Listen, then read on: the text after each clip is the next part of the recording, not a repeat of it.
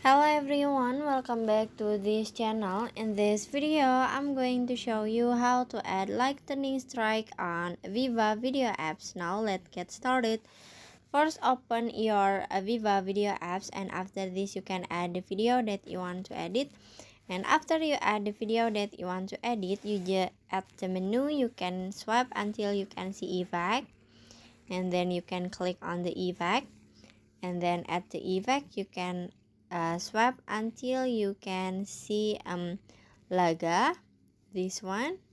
So you just click on it, and after this in here you can see this is a lightning strike effect on a VivaVideo. So you just click on it, and after this you can click a done and finish. So that's how to add lightning strike on a VivaVideo apps.